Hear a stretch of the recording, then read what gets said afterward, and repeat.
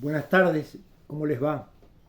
Aquí estamos otro sábado con la clase de música tango, que es la semana previa al asado que vamos a hacer el domingo que viene. Ya más o menos tenemos el cálculo, vamos a hacer 28, 29 personas. Pero les quería hacer un comentario que seguramente a ustedes les ha pasado. La locura por el agua mineral. Es una cosa bárbara, no hay en ningún lado y la gente está como loca buscando el agua por todos lados. Yo terminé ahora en el disco de acá de Solimar y todo el mundo con con los bidones de agua arriba. Es más, en el lugar donde estaba el agua, donde hay que ir a buscarla, ya estaban arriba los carros llenos de bidones para que la gente los agarrara directamente de ahí. Una locura. Me hace acordar a la época de la pandemia, donde todo el mundo salía con los carros cargados y, la, y el papel higiénico. Bueno, estamos en esa época más o menos. Lo peor de todo es que no sabemos hasta cuándo va a durar esto. Y si aparte han aparecido aguas que ni se conocían, ni se sabe de dónde salieron. Bueno, es un comentario que les quería hacer porque hoy me llamó la atención. Estos días pasados no había visto nada fuera de lo común, pero hoy sí. Hoy me di cuenta ya que empezó la locura. Bueno, pero vamos a la clase. La clase de hoy tiene un fin o una modalidad diferente. Hoy vamos a hablar de un oficio, de un trabajo que hacían las mujeres en otras épocas. Las épocas de principios de siglo, pero hasta muy 1960, 1970 siguieron existiendo. ¿Y cuál es ese trabajo? Ese trabajo se las llamaba coperas, o para que ustedes lo entiendan mejor, alternadoras. ¿Qué es este oficio? Y bueno, es un oficio propio de lugares nocturnos, de lugares de baile, de lugares de diversión, pero fundamentalmente la copera es típica del cabaret. ¿Y cuál es la función de la copera? Y la función de la copera es muy sencillo. Tratar de que el cliente que venga se sirva y tome, invitarla a que la invite a tomar. Y cuantas más copas tome, cuanto más bebidas consuma, lo que va a ganar ella, la ganancia de ella va a ser mayor. Pero ya vamos a entrar a profundizar un poco en el tema, porque dicho así parece una cosa muy sencilla, muy sin razón.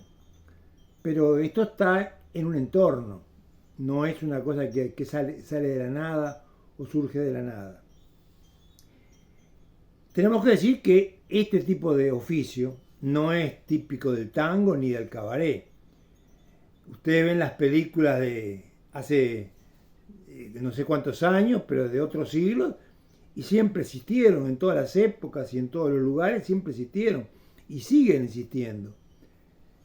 Pero otro tipo o sea, hay que identificar o diferenciar notoriamente la copera de lo que es hoy un nightclub o un cabaret o una boate o un lugar nocturno donde las mujeres bailan en el caño, donde ya hay otro tipo de situaciones que no son típicas de la copera. La copera era eso, la función de ella era esa, era un oficio.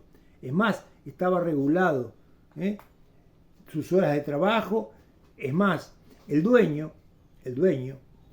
que era el que las estaba de alguna manera controlando, no les permitía que hicieran nada que no fuera dentro de los límites que ellos tenían.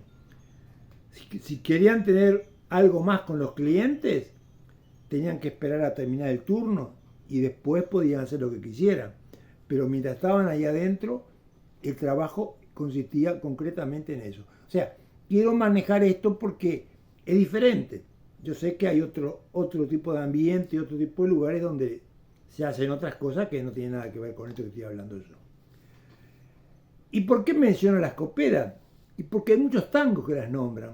O sea, no es un oficio cualquiera, no es un oficio cualquiera. Y hay muchos tangos, muchas letras de tango, que se refieren a estas muchachas o a estas mujeres. No se olviden ustedes que estamos hablando de una época donde la mujer tenía un rol muy secundario. Yo diría, no tenía ningún rol. Hacían lo que podían. Y sus trabajos, sus oficios, estoy hablando de la gente pobre, la gente que no tenía recursos. Los de familia bien no tenían este problema, pero las que no tenían recursos, ¿qué hacían? O eran sirvientas, o eran costureras, o trabajaban, o sea, tenían los trabajos menores. Trabajar en un cabaret para esta gente era ya una subir de nivel, subir de nivel. O sea, que no había mucho para elegir, no había mucho para elegir en esa época. Entonces vamos a ubicarnos en la realidad del momento. Y para eso tenemos que hablar del cabaret, que fue el centro de todo esto. Vamos a ver qué era un cabaret y cómo funcionaban los cabarets. Bueno, vamos a hablar de los cabarets de los 40, que es la época de oro del cabaret. Ya desde ya decirles que al cabaret no entraba cualquiera. Primero había que tener dinero porque la entrada era cara. Además había que ir vestido apropiadamente, no era para cualquiera que podía entrar de cualquier manera. O sea, que era todo un rito el cabaret. Pero con la situación de que en general iban hombres solos o grupos de amigos. Muy difícil que fueran parejas. Iban parejas también. Pero el cabaret era más que nada un lugar, para eso existían las coperas justamente, para darle cabida a esta gente que iba sola, a estos hombres que iban solos. Pero vamos a hacer un panorama del cabaret de los años 40. Por lo general, los cabarets eran salones grandes, con una amplia pista de baile, rodeada de mesas y una barra, todo bien iluminado, a diferencia de las boates que eran más chicas y oscuras. En la puerta siempre había un portero uniformado, con levitón, con botones dorados y con una gorra con el nombre del cabaret. Y esto me hace acordar a cuando nosotros ahora fuimos a Buenos Aires y fuimos a Michelangelo. En Michelangelo había un portero que yo les comenté, que era un grandote, pero un grandote, un tipo de 2 metros, un físico bárbaro, y estaba vestido así, como se vestían antes, con levitón, no sé si era un levitón, yo sé lo que era, como un tipo de capa y un sombrero bien grande, bien grande.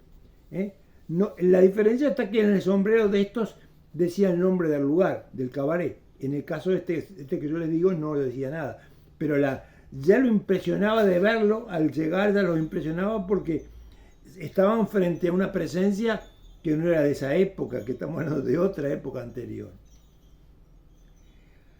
Aunque solían concurrir parejas, la mayor parte de los asiduos asistentes eran hombres solos o en grupo, que iban a bailar con las alternadoras, a tratar de seducir a alguna o a escuchar a su orquesta favorita. Esto también tenemos que agregarlo. Cada cabaret tenía su orquesta propia. Y además, no solamente orquesta de tango, no eran solamente orquesta de tango. Había orquesta de tango, había jazz y había varieté. O sea, que era muy nutrido el repertorio y las posibilidades que había en el cabaret. En todo cabaret había una orquesta típica y una de jazz, y a medianoche se presentaba un espectáculo llamado el varieté, que consistía en diversos números artísticos. Estos diversos números artísticos podían ser acróbatas, podían ser magos, podían ser equilibristas, o sea, la variedad era infinita. Aparte, aprovechaban justamente a esos artistas que venían de gira por el Río de la Plata y los ponían a actuar en los cabarets. El signo de importancia del cabaret estaba dado por la categoría de la orquesta típica que actuaba en él. Y esto es verdad, porque los mejores cabaret buscaban tener las mejores orquestas. Le voy a nombrar dos, pero hay una cantidad. Pero hay dos, y sobre todo en Buenos Aires. La calle Corrientes era el centro de estos cabarets. El Tabarís, que es el más famoso de todos, que quedaba en Corrientes entre Suipacha y Esmeralda, pleno microcentro porteño. El Tabarís, que además anteriormente se había llamado Royal Pigalle. Nosotros hablamos del Royal Pigalle porque ahí tocaba la orquesta de D'Arienzo. Ahora cuando pasa a ser Tabarís, ya tocan a otras orquestas importantes, Di Sarli, por ejemplo. Y el otro que me interesa hablar es del Marabú, que casualmente, yo no sé si el año pasado, di una clase sobre el Marabú, porque la oportunidad dio de que el Marabú, después de muchos años de estar cerrado, reabrió sus puertas y hoy se sigue enseñando a bailar tango, milongas los fines de semana. O sea, se ha recreado el ambiente de aquella época en un local mítico, en un local que tenía años de haber cerrado. Y la impronta del Marabú era que ahí tocaba Troilo. Y acá ustedes, cuando yo les diga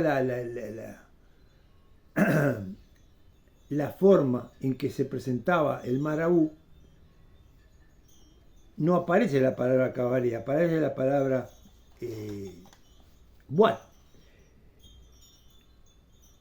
Decía así: todo el mundo al Marabú, la boîte de más alto rango, donde Pichuco y su orquesta hacen bailar buenos tangos. Pero no era una boîte, era un cabaret. Por más que ellos le quieran nombrar así. Estamos hablando del año 1935, en la época de oro del Marabú.